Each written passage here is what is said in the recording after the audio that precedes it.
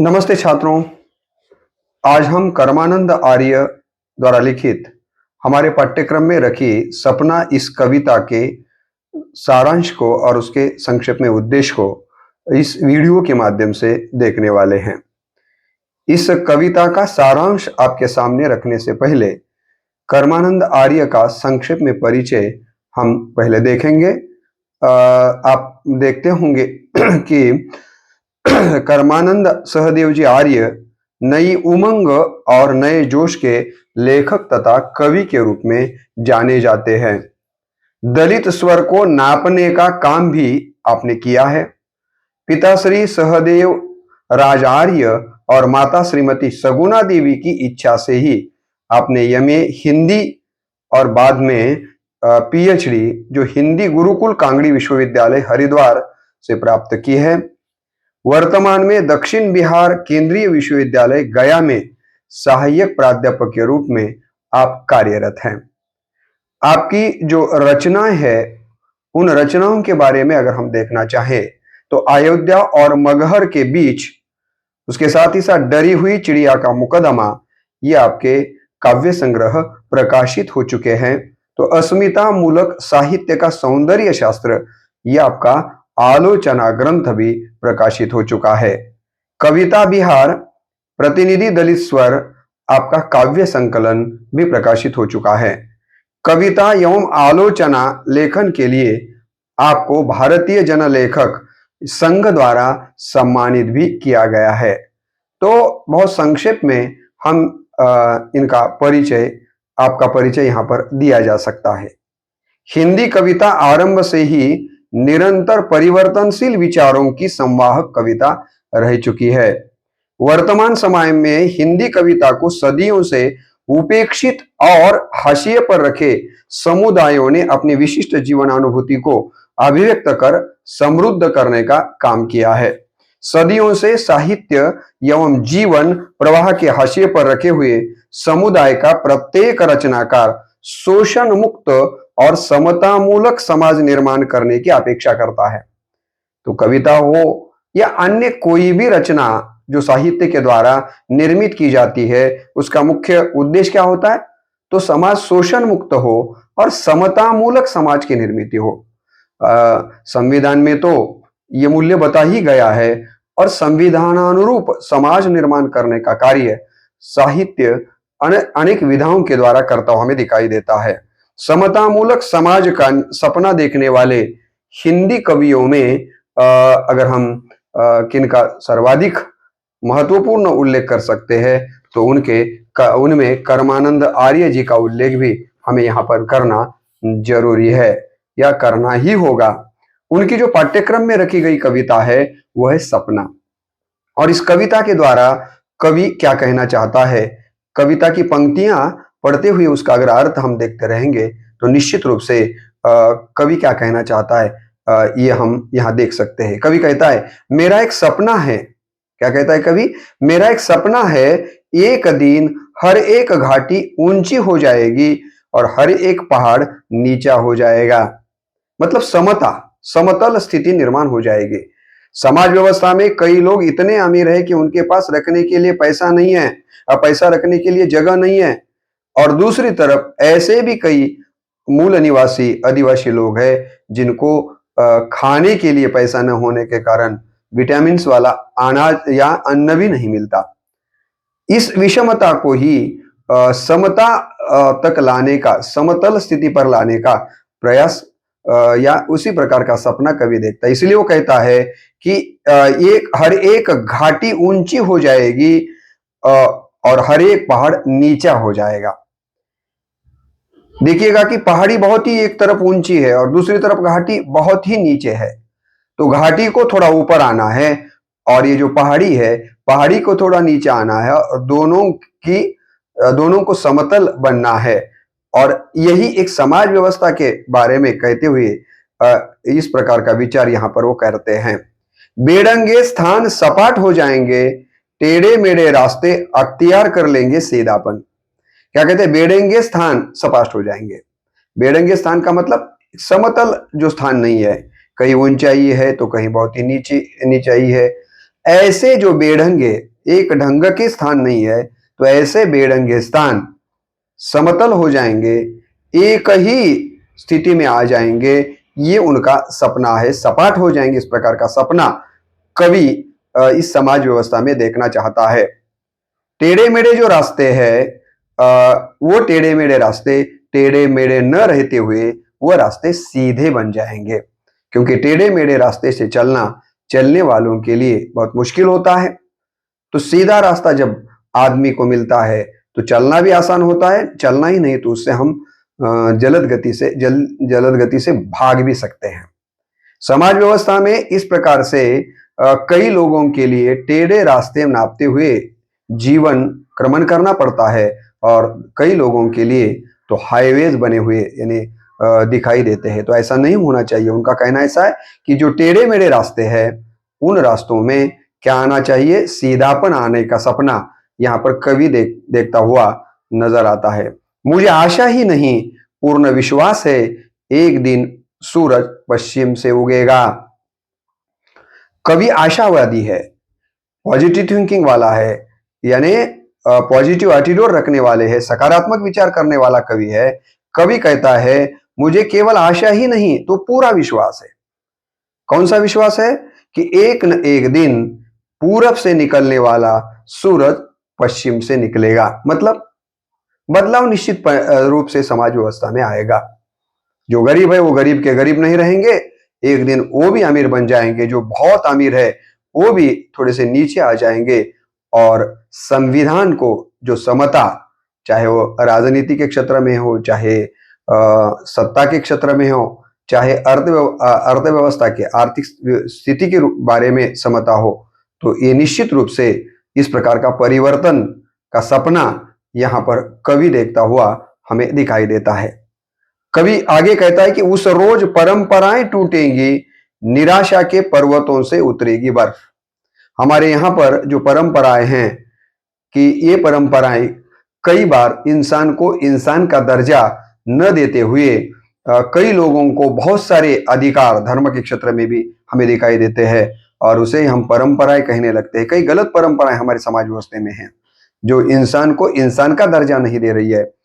कई आपने देखा कि डॉक्टर बाबा साहब आम्बेडकर ने जो कहा था कि पशु पक्षी पंछियों के लिए पीने के लिए पानी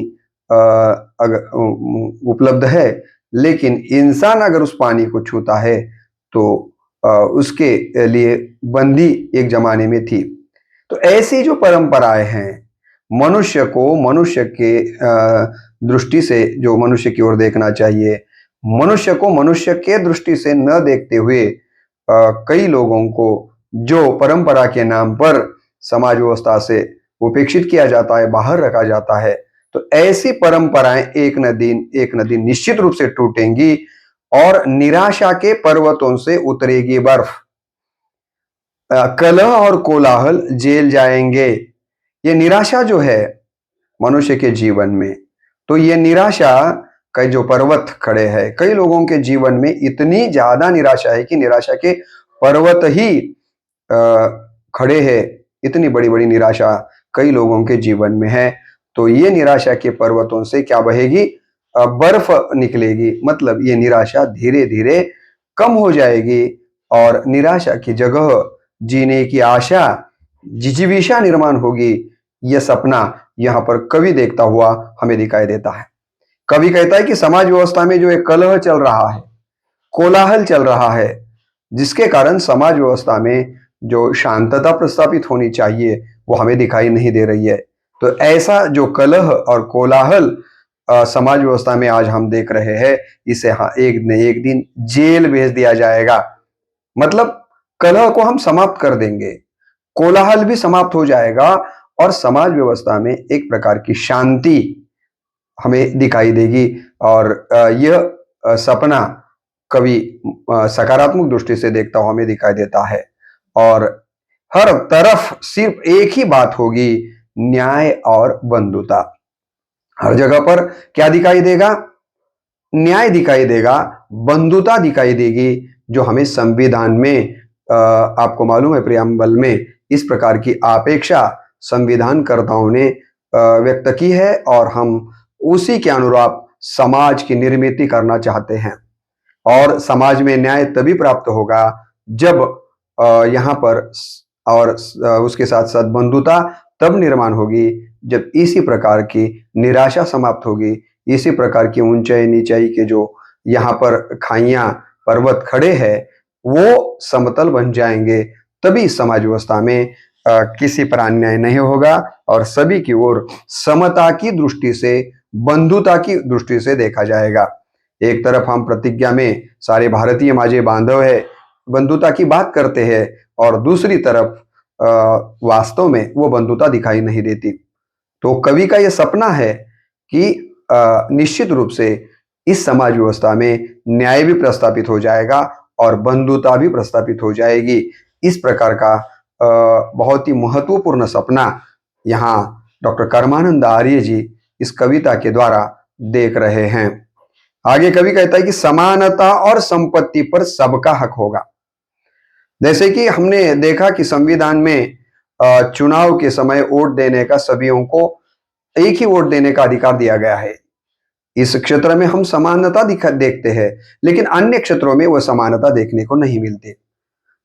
कवि का यह सपना है कि हर जगह पर इसी प्रकार की समानता हमें देखने को मिलनी चाहिए और संपत्ति पर सब लोगों का अधिकार होना चाहिए। आप देखते हैं कि आज भी हमारे देश में कई लोग, अदानी है, अंबानी है, बहुत सारे लोगों के नाम मैं बता सकता हूं, लेकिन अदानी अंबानी जैसे कई मुठभर लोग हैं जिनके खाते में करोड़ों की संपत्ति है और दूसरी तरफ ऐसे भी कई लोग हैं जो अपना जीवन यापन भी पैसा न होने के कारण अच्छी तरह से नहीं कर सकते। तो संपत्ति का विषम वितरण यहां दिखाई देता है। कवि का सपना है कि पैसों पर, संपत्ति पर सबका अधिकार होगा, सबका हक होगा, क्योंकि हम स्वतंत्र हैं, क्योंकि देश को आजादी प्राप्त हुई है। हमारे यहाँ संविधान 26 जनवरी 1950 से लागू किया गया है और संविधान ऐसी समाज व्यवस्था निर्माण करना चाहता है जिनमें न्याय होना चाहिए, बंधुता होनी चाहिए, समता होनी चाहिए और संपत्ति पर सभी का अधिकार एक जैसा होना चाहिए। इस प्रकार का सपना स्वतंत्र भारत में कवि देखता हुआ हमें दिखाई देता है। हमारी आजादी का सपना पूरा हो चुका है। आजादी जो हमने अंग्रेजों से प्राप्त की, आजादी का मतलब ही यही है कि जब आजादी प्राप्त करने के लिए स्वतंत्रता संग्राम में लड़ने वाले कि महामानव हो या सामान्य लोग हो, उनका सपना यही था कि आजादी के बाद सबका साथ सबका विकास होगा। लेकिन यहाँ केवल इस प्रकार के आजकल नारे ही दिए जा रहे हैं। आजादी के 75 साल के बाद भी ये न्याय, बंधुता, समता, संपत्ति पर सभीों का अधिकार, यह स्थिति निर्माण नहीं हो चुकी है और आजादी प्राप्त करते समय जो हमने सपने देखे थे वो सपने आज भी पूरे नहीं हो रहे हैं। और लेकिन कवि को आशा है, कवि का यह सपना है कि आजादी के समय, जो आजादी दिलाते समय जिन जिन लोगों ने, सारे भारतीयों ने जो सपने देखे थे, समता, बंधुता, न्याय, ये सपने निश्चित रूप से एक न एक दिन पूरे हो जाएंगे। हमारा देश महान है। कवि कहता है कि हमारा देश तो महान है, इसकी परंपराएं अक्षुण्य हैं।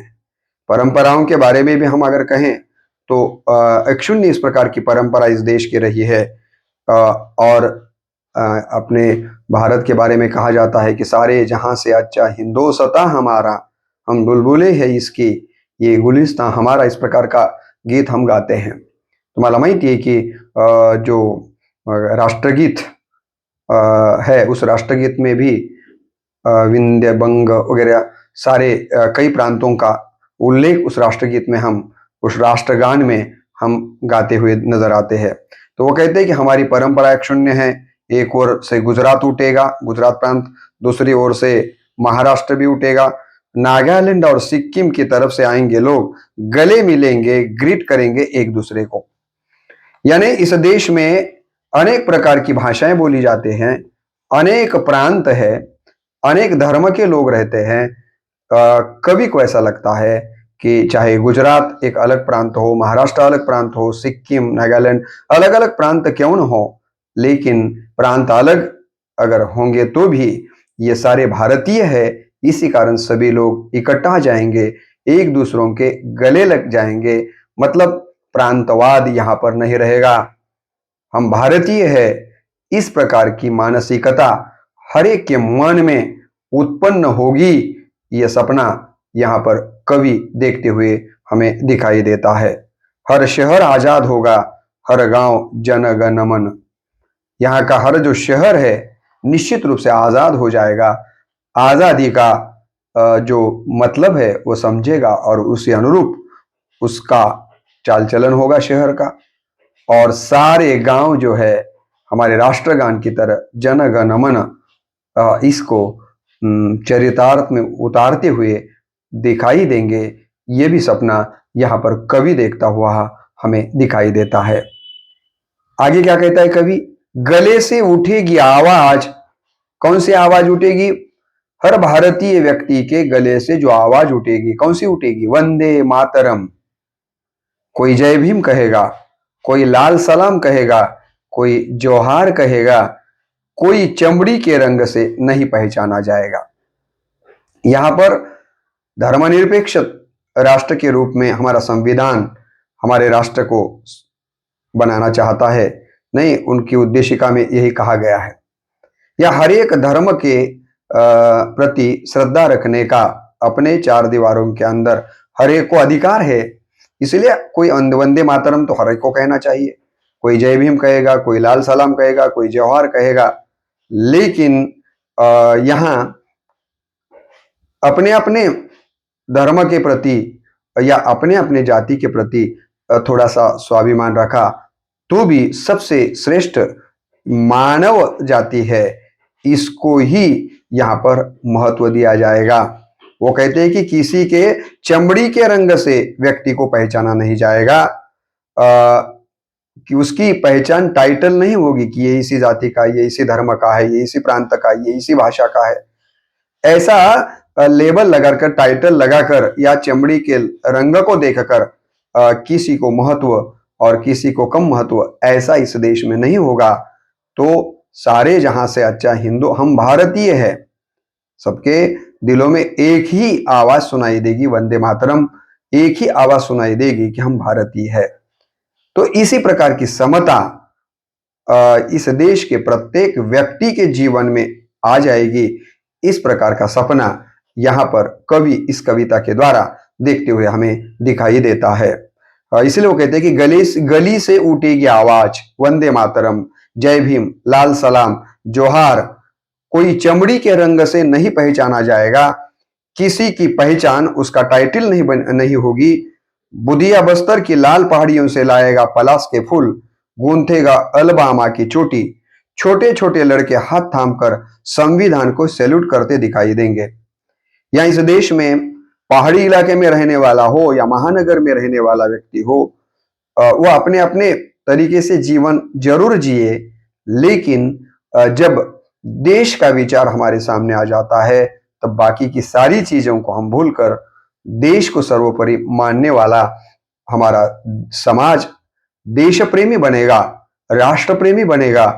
और जिस संविधान के बलबूते पर ये राष्ट्र चल रहा है पिछले कई सालों से, और इस भारत देश की बुनियाद ही भारतीय संविधान है, तो हर एक क्या कहते हैं, देखिए, छोटे छोटे लड़के हाथ थाम कर संविधान को सैल्यूट करते दिखाई देंगे। क्या कहते हैं, छोटे छोटे लड़के हाथ थाम कर। हमारे देश के छोटे छोटे लड़के क्या करेंगे, तो इस संविधान को सैल्यूट करेंगे। सैल्यूट करने का मतलब क्या है कि संविधान का आदर किया जाएगा।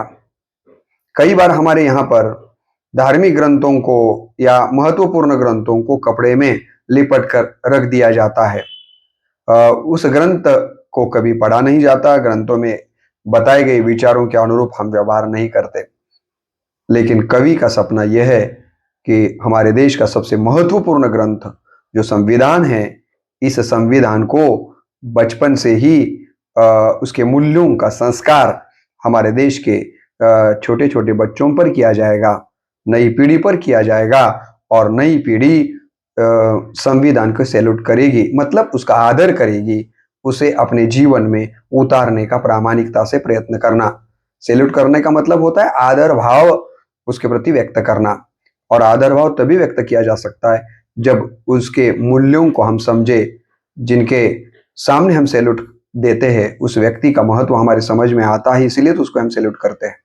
तो इस देश के छोटे छोटे बच्चों के दिमाग में भी संविधान का महत्व निश्चित रूप से बिठाया जाएगा, और अपने मन से और अपने तन से ये लड़के बचपन से ही इस देश के संविधान का आदर करते हुए दिखाई देंगे। इस प्रकार का सपना भी यहाँ पर कवि देखते हुए हमें दिखाई देता है। मेरा एक सपना है, यमुना के घाटों पर बछड़े फुर्री मार रहे होंगे, आजादी की खुशी के बीच एक दिन। दिल्ली में से जो यमुना बहती है, हमारे देश की राजधानी है दिल्ली, तो वो कहते हैं कि मेरा एक सपना है, यमुना के घाटों पर बछड़े फुर्री मार रहे होंगे। मतलब इस देश के सारे लोगों को एक प्रकार की सही अर्थ में आजादी मिलेगी, केवल व्यक्तियों को ही नहीं तो प्राणी मात्र, क्योंकि हमारी संस्कृति प्राणी मात्र पर भी यहाँ पर प्रेम करने वाली संस्कृति है। हम यहाँ भूता परस्परे जड़ो मैत्र जीवांचे, जो ज्ञानेश्वर ने कहा था, इस प्रकार से सारे पशु पंक्षियों पर भी जल, नदियाँ, समंदर, जो भी हमारे इस देश की संपत्ति है, उस संपत्ति का सही अर्थ में उस को सही अर्थ में आज़ादी मिलनी चाहिए। किसी पर भी किसी प्रकार का अन्याय होता हुआ इस देश में देखने को नहीं मिलेगा। और इसी प्रकार से इस कविता का संक्षिप्त आशय देखा जा सकता है। ये जो सपना कविता है, कैसी है कविता की सामाजिक प्रतिबद्धता एवं राष्ट्रनिष्ठा को अभिव्यक्त करने वाली कविता है। सामाजिक क्या कहती है, प्रतिबद्धता हमारे मन में आनी चाहिए एवं राष्ट्र के प्रति हमारे मन में निष्ठा निर्माण करने का काम इस कविता के द्वारा कवि सपना के माध्यम से करना चाहता है।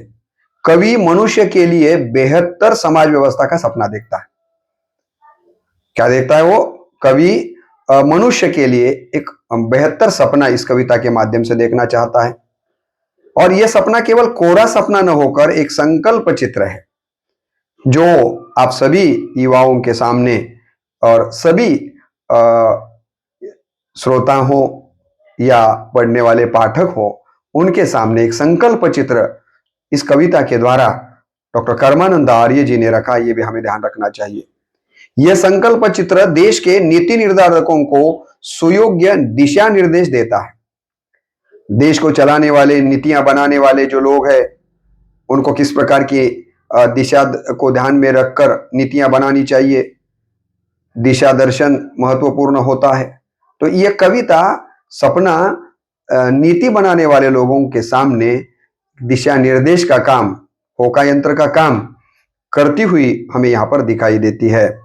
विश्व में जहां कहीं भी मानव समूह है, वहां किसी न किसी प्रकार की विषमता हम देखते हैं।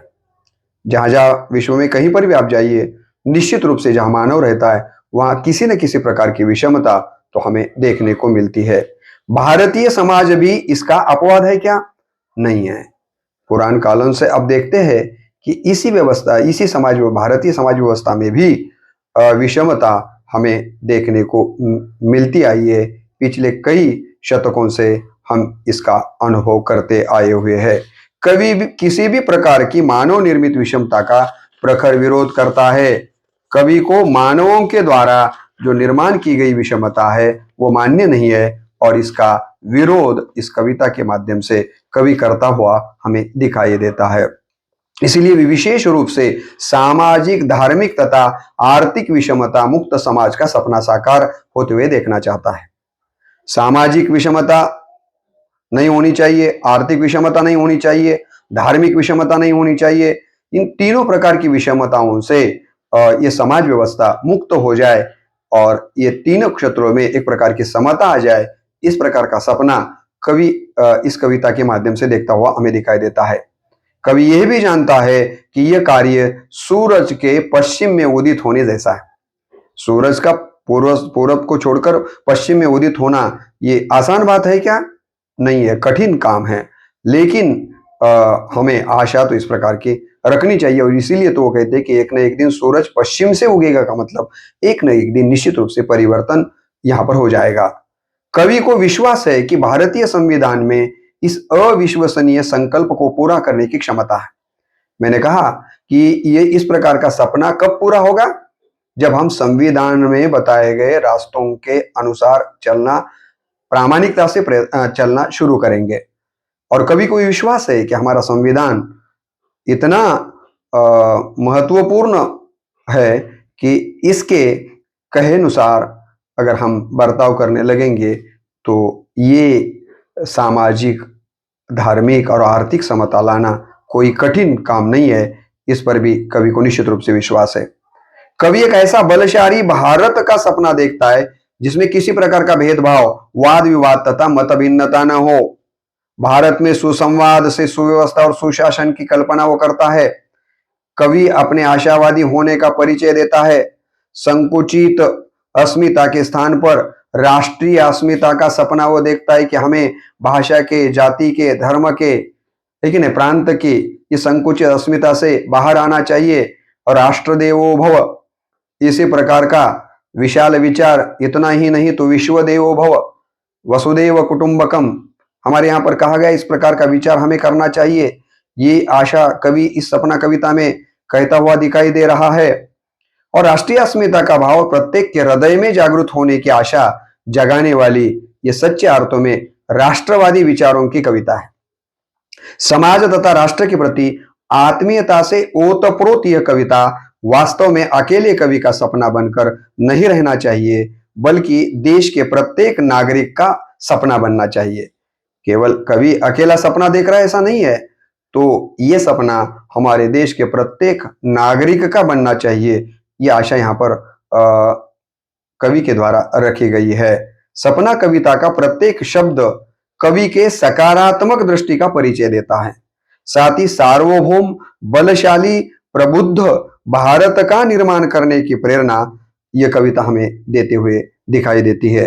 प्रस्तुत सपना कविता कवि डॉक्टर कर्मानंद आर्य के डरी हुई चिड़िया का मुकदमा काव्य संग्रह से ली गई है और यह कविता बहुत ही महत्वपूर्ण कविता है। तो कविता के आशय को और उसके उद्देश्य को संक्षेप में इस प्रकार से यहाँ पर हम देख सकते हैं। इस वीडियो को छात्र अगर सुनेंगे तो निश्चित रूप से परीक्षा में आपको इस पर आप लिख सकते हैं। केवल परीक्षा के अंकों के लिए ही इस कविता को मत पढ़िए या मत सुनिए। तो जो कवि ने सपना देखा है वह सपना मुझे और आप सभी को अपने जीवन में उतारने के लिए प्रामाणिक प्रयास करना चाहिए और वह प्रयास आप और हम करेंगे। इस प्रकार की आशा या अपेक्षा व्यक्त करते हुए मैं यहीं पर मेरा जो मंतव्य है उस मंतव्य को समाप्त करता हूँ। नमस्ते।